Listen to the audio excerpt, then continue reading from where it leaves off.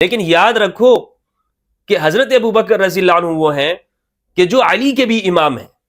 ہمیں اپنے فرقے میں نمبر بڑھانے کے پیچھے نہیں پڑنا چاہیے، بلکہ جو بات ہے مکمل کریں. بسم اللہ والصلاة والسلام علی رسول اللہ وآلہ وموالا. السلام علیکم ورحمۃ اللہ وبرکاتہ. کچھ خطیب حضرات جب چیخ چلا کر گفتگو کرتے ہیں تو وہ یہ بات سمجھتے ہیں کہ شاید اس طرح ان کی گفتگو میں، ان کی تقریر میں وزن پیدا ہو گیا ہے. حقیقت یہ ہے کہ آپ کی گفتگو میں وزن اور تاثیر آپ کی دلیل سے بنتا ہے، نہ کہ آپ کے چیخ چلا کر بات کرنے سے. میں جب یہ بات سنتا ہوں کہ لوگ صحابہ کرام رضوان اللہ علیہم کے فضائل وہ ایسی باتوں سے بیان کرتے ہیں کہ جو در حقیقت بنتی نہیں ہے، تو اس سے ایک طرح سے مجھے ان لوگوں کی اس یتیمی کا احساس ہوتا ہے کہ یہ کتنے تہی دامن ہیں. مثلا ایک شخص اگر صحابی کی ایسی فضیلت بیان کرے جو قرآن و سنت سے ثابت نہ ہو، تو اس سے تو اس گفتگو کرنے والے کا جو قد اور کاٹ ہے وہ اس کے مکتب اور فرقے میں تو بڑھ جاتا ہے، لیکن کیا علم کی دنیا میں بھی اس کا قد کاٹ بڑھ گیا؟ تو یہ سوچنے کی بات ہے. مثلا آپ صحابہ کرام کی ایسی فضیلت ثابت کریں کہ جو دوسری طرف سے اگر دیکھا جائے تو وہ خود رسول اللہ کی زندگی کے اوپر آپ کی سیرت اور آپ کے فضائل کو کم کر رہی ہو، تو کیا ایسی بات کو لیا جائے گا؟ لیکن ابھی تک ہم سنتے رہے. میں اپنے تمام سنی بھائیوں سے یہ بات کہنا چاہتا ہوں کہ میری اس گفتگو کو خوب ٹھنڈے دماغ سے سنیے گا، بغیر کسی تعصب کے، بغیر اس بات کو سمجھے کہ میں شاید آپ میرے لیے کچھ منفی خیالات رکھتے ہوں. یہ آپ کا اور اللہ سبحانہ و تعالیٰ کا معاملہ ہے کہ آپ میرے لیے کیا جذبات رکھتے ہیں، لیکن میں وہی بات کروں گا کہ جو حق اور سچ ہے اور قرآن و سنت کے مطابق ہے. اور آج میں اس بات کو انشاءاللہ آپ کے سامنے ثابت کرنے کی کوشش کروں گا. مثلا میں اپنے سنی بھائیوں سے یہ کہنا چاہتا ہوں کہ ہم ہمیشہ سنتے رہے کہ حضرت عمر رضی اللہ عنہ کے سائے سے بھی شیطان ڈرتا ہے، اور جہاں سے حضرت عمر گزرتے ہیں شیطان بھاگ جاتا ہے. اس پہ تقریریں ہوتی ہیں یا نہیں ہوتی؟ مجھے بتائیں میرے سنی بھائی، اس پہ تقریریں ہوتی ہیں، اس کو پھیلایا گیا ہے، اس بات کو لوگ کرتے ہیں، ہمارے خطیب حضرات، واعظین اور اہل سنت ممبر کے اوپر. لیکن دوسری جانب اگر ان تمام روایات کو آپ جمع کریں، عام لوگوں کا یہ کام نہیں ہے جمع کرنا، لیکن تحقیق کرنا تو کام ہے نا. آپ ان کو جمع کریں تو آپ کو یہ بات معلوم ہوگی کہ اس میں رسول اللہ صلی اللہ علیہ وآلہ وسلم کی توہین ہو رہی ہے. اور اس پر میں الگ سے گفتگو کر چکا ہوں، آپ میری وہ ویڈیو دیکھ سکتے ہیں جس میں میں نے یہ بتایا ہے کہ یہ روایت رسول اللہ صلی اللہ علیہ وآلہ وسلم کی زندگی اور آپ کے شان کے خلاف ہے. مثلا اشارہ کرتا چلوں، باقی آپ وہیں میرے لیکچر میں اس بات کو دیکھیے گا کہ رسول اللہ صلی اللہ علیہ وآلہ وسلم کے سامنے ایک عمل ہو رہا ہے، لیکن شیطان وہاں سے نہ بھاگتا ہو. حضرت عمر آ جائیں اور وہ عمل بند ہو جائے، حضور فرمائیں کہ عمر تمہارے آنے سے شیطان بھاگ جاتا ہے.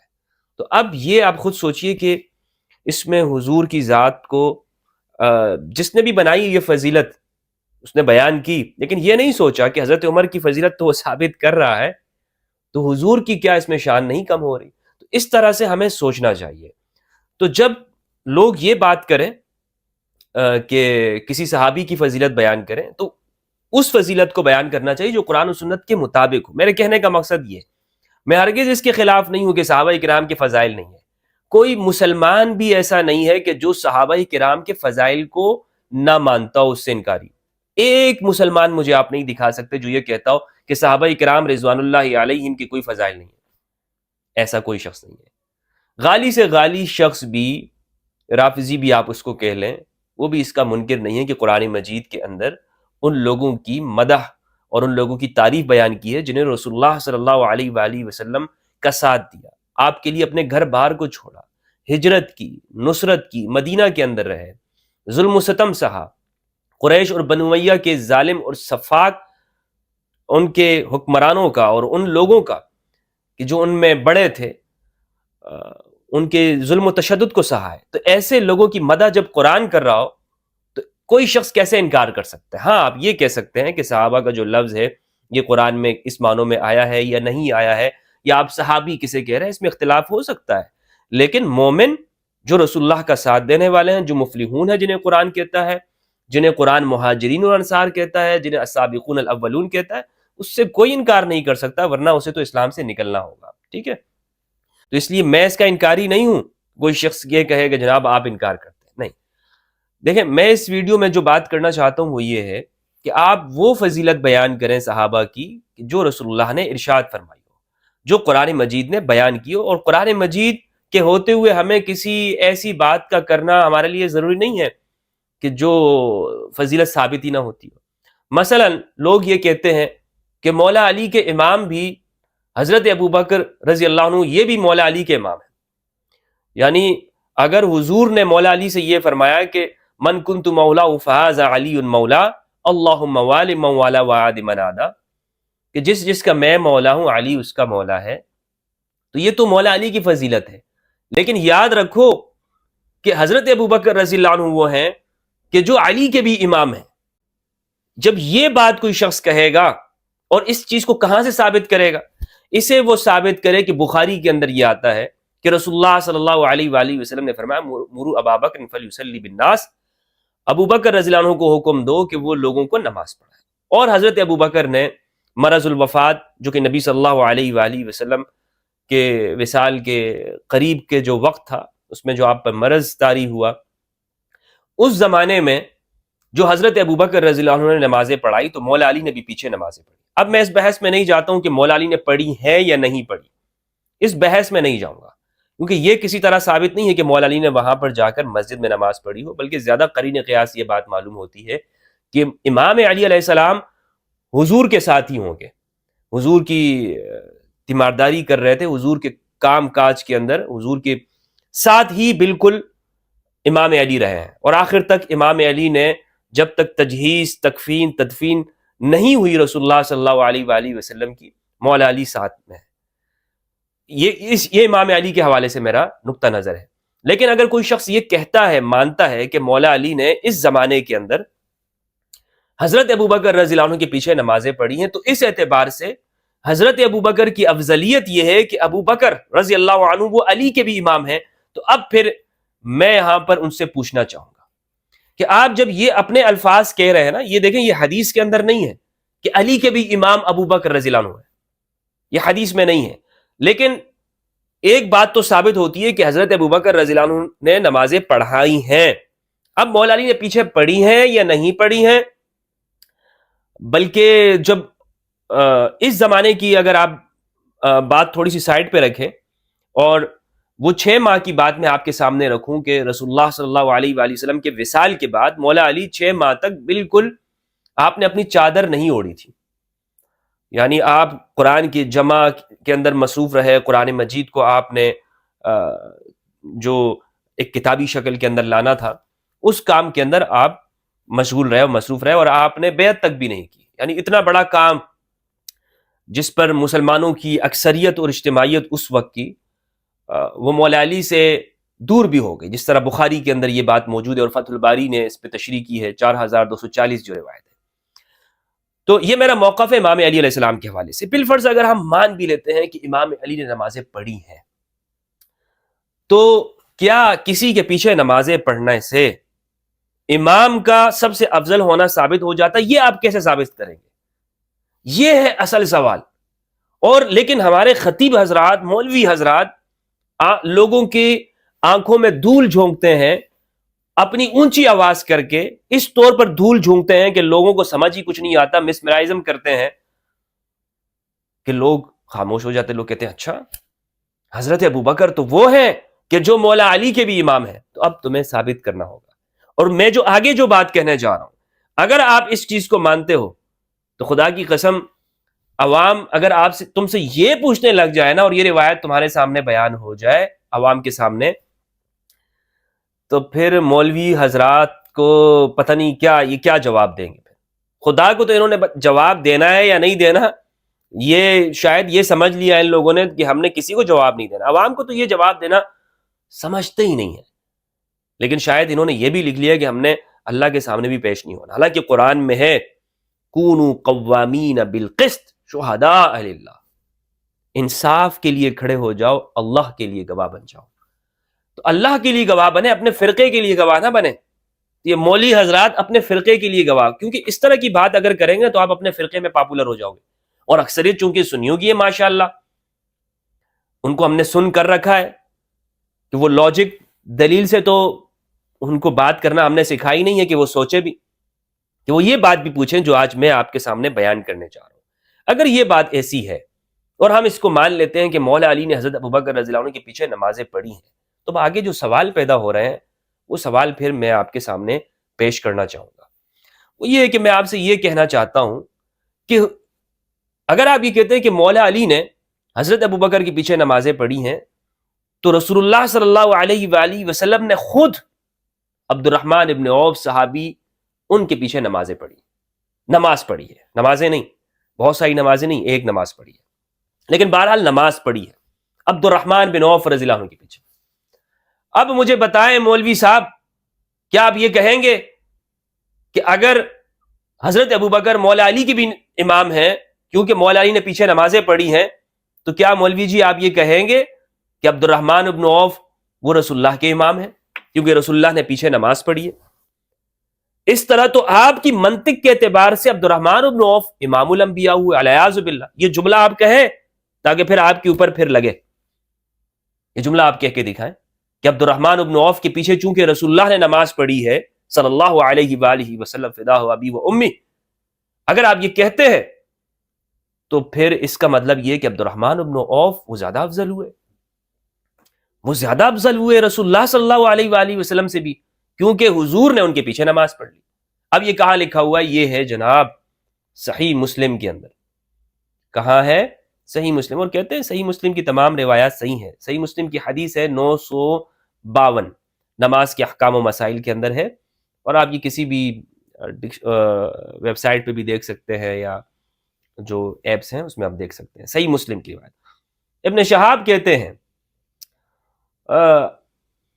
عباد بن زید سے ان عروۃ بن المغیرہ ابن شعبہ، انہوں نے روایت کی اخبرہ ان المغیرۃ ابن شعبہ اخبرہ انہ غزا مع رسول اللہ صلی اللہ علیہ وآلہ وسلم۔ مختصر یہ کہ یہ حدیث مغیرہ بن شعبہ سے روایت ہے۔ کس سے روایت ہے؟ مغیرہ بن شعبہ سے۔ ترجمہ میں آپ کے سامنے رکھتا ہوں۔ مغیرہ بن شعبہ کہتے ہیں کہ وہ رسول اللہ صلی اللہ علیہ وآلہ وسلم کے ساتھ غزوہ تبوک میں شریک ہوئے۔ مغیرہ نے کہا کہ صبح کی نماز سے پہلے رسول اللہ صلی اللہ علیہ وآلہ وسلم قضاء حاجت کے لیے باہر نکلے، اور میں نے آپ کے ہمراہ پانی کا ایک برتن اٹھایا۔ جب رسول اللہ صلی اللہ علیہ وآلہ وسلم میری طرف لوٹے تو میں برتن سے آپ کے ہاتھوں پر پانی ڈالنے لگا۔ سبحان اللہ۔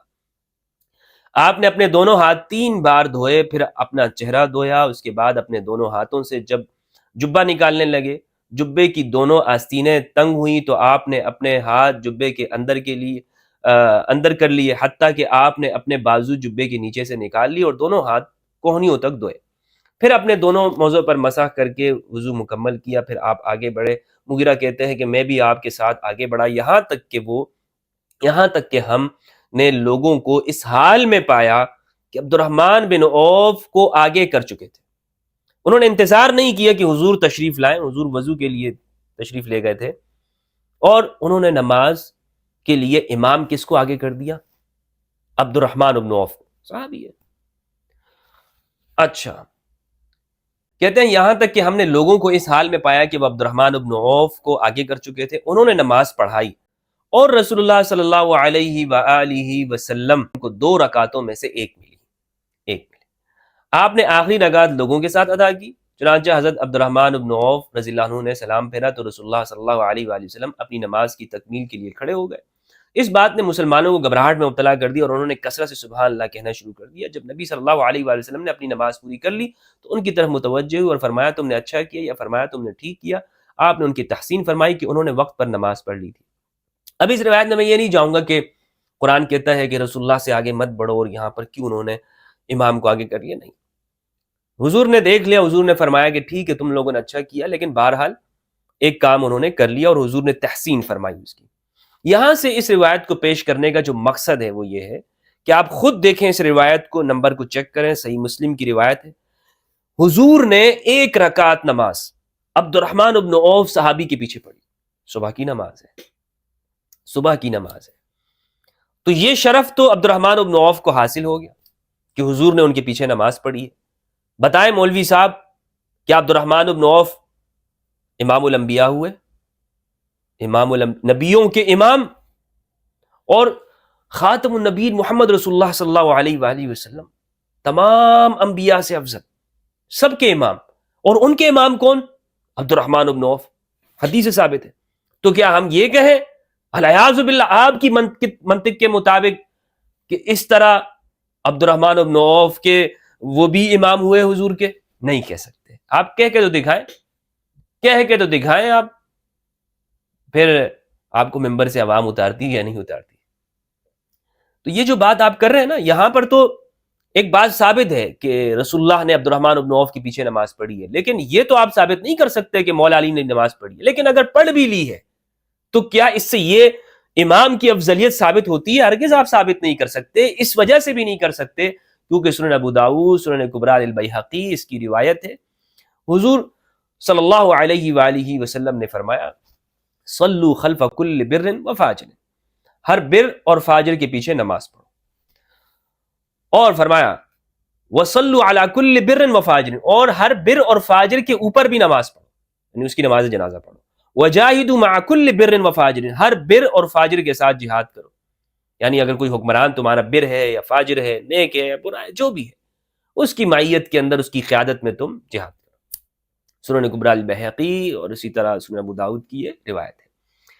تو ہر ایک کے پیچھے نماز پڑھی جا سکتی ہے، اور حضرت ابو بکر رضی اللہ عنہ بلا شک و شبہ ان کا احترام ہے، ان کی فضیلت ہے، ان کا مقام ہے اہل سنت میں، لیکن اس سے ہم یہ ثابت نہیں کر سکتے، اس یہ چیز ثابت نہیں ہو سکتی۔ یہ میں نہیں کہہ رہا ہوں کہ ان کی کوئی فضیلت نہیں ہے۔ بعض پروپیگنڈا کرنے والے مرجفین فی المدینہ، سٹی کے اندر جو پروپیگنڈا پھیلاتے ہیں اس زمانے کے سوشل میڈیا کے ہتھیار لے کر، ویڈیوز بنانے پہ آ جاتے، اوہ دیکھو ہمدرد رافضی اس نے صحابہ کی فضیلت سے انکار کر دیا۔ بھائی صحابہ کی فضیلت سے انکار نہیں کر رہا، میں آپ کی تصحیح کر رہا ہوں کہ حدیث کے مطابق بات کرو، اور اگر آپ یہ کسی پہ فٹ کرتے ہو تو اس کا نتیجہ کیا نکلتا ہے۔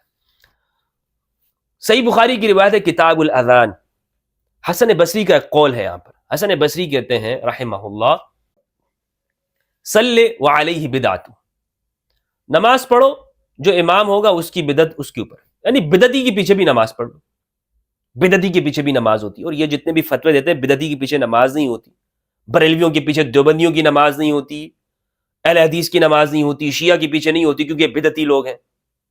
یہ بخاری کا کیا کریں گے آپ لوگ، اس کا کیا کریں گے؟ وہ فرما رہے ہیں کہ بدعتی کے پیچھے نماز پڑھ لو، بلکہ مخنث کے پیچھے نماز پڑھو۔ مخنث، زہری کہتے ہیں کہ ایک آدمی آپ کو پتا ہو کہ ہجڑا ہے، اس کے پیچھے بھی نماز ہو جاتی ہے، بلکہ یہ بھی روایت ہے باغی کے پیچھے روایت ہو جاتی ہے۔ حدیث نمبر ہے 695، 695 اوزائی سے روایت ہے، وہ زہری سے روایت کرتے ہیں، وہ حمید بن عبد الرحمن سے، وہ عبید اللہ بن عدی بن خیار سے۔ وہ کہتے ہیں کہ وہ حضرت عثمان رضی اللہ تعالیٰ عنہ کے پاس اس زمانے میں آئے کہ جب وہ محصور تھے، جب لوگوں نے محاصرہ کیا ہوا تھا ان کے گھر کا، تو وہ آئے، انہوں نے حضرت عثمان سے کہا کہ آپ امام وقت ہیں، آپ کیا ہیں؟ وہ کہتے ہیں فقال انک امام عام، عام لوگوں کے امام آپ ہیں، یعنی عام لوگوں کے امام آپ ہیں، یہ جو نماز پڑھانے کے امام ہیں۔ وَنَزَلَ بِكَ مَا نَرَىٰ، اور آپ پر جو مصیبت آئی ہوئی وہ ہم دیکھ رہے ہیں۔ وَيُصَلِّ لَنَا إِمَامُ فِتْنَةٍ وَنَتَحَرَّجْ، ہمیں تو یہ شورش پسندوں میں سے ایک شخص وہ نماز پڑھ رہا ہے، اور ہمیں اب بامر مجبوری اس کے پیچھے نماز پڑھ رہی ہے، اور یہ ہمیں بڑا گراں پہ گزر رہا ہے۔ تو حضرت عثمان نے کہا الصلاۃ احسن ما يعمل الناس، نماز ان اعمال میں سے جو لوگ کرتے ہیں سب سے بہترین عمل ہے۔ فَإِذَا أَحْسَنَ النَّاسُ فَأَحْسِن مَعَهُمْ، جب لوگ اچھے عمل کر رہے ہو تم بھی ساتھ میں کرو۔ وَإِذَا أَسَاءُوا فَاجْتَنِبْ إِسَاءَتَهُمْ، اور جب وہ برا کریں تو ان کے برے سے تہی دامن کرو، ان کے برے کاموں میں شریک مت ہو۔ وقال الزبیدی وقال الزہری، زبیدی کہتے ہیں کہ زہری نے کہا لا نرى ان يصلى خلف المخنث الا من ضرورت لا بد منها، زہری کہتے ہیں کہ اگر کوئی ایسی کوئی مجبوری نہ ہو، کوئی اور کوئی وجہ نہ ہو، تو آپ مخنث کے پیچھے بھی نماز پڑھ سکتے ہیں۔ یہ زہری کا قول ہے، یہ بخاری کے اندر موجود ہے، بخاری نے اس کو نقل کیا۔ تو الغرض ان تمام باتوں کا مطلب یہ ہے کہ دیکھیں صحابہ کرام کے فضائل اپنی جگہ پر ہیں، ہمیں اپنے فرقے میں نمبر بڑھانے کے پیچھے نہیں پڑنا چاہیے، بلکہ جو بات ہے مکمل کریں۔ اگر آپ حضرت ابوبکر کی بھی یہ فضیلت بیان کرنا چاہتے ہیں نا تو آپ یوں بیان کر سکتے ہیں، دیکھیں حضور نے حضرت ابوبکر رضی اللہ عنہ کو نماز پڑھانے کا حکم دیا، اور یہ بلا شک و شبہ ایک فضیلت کی بات ہے، اس طور پہ آپ بیان کریں۔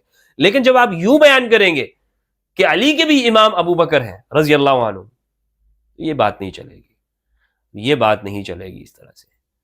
تو میں نے جو گزارشات تھی وہ آپ کے سامنے رکھی ہیں، اب آپ کا کام ہے کہ اب ان کو ویریفائی کریں، ان کو دیکھیں، جو حوالے میں نے آپ کے سامنے پیش کیے ہیں، شو کیے ہیں، ان کو دیکھنا، ان کو سمجھنا آپ کا کام ہے۔ اللہ سبحانہ و تعالی ہم سب کو قرآن مجید میں تدبر کرنے اور اہل بیت علیہ السلام کی معرفت عطا فرمائے۔ السلام علیکم ورحمۃ اللہ وبرکاتہ۔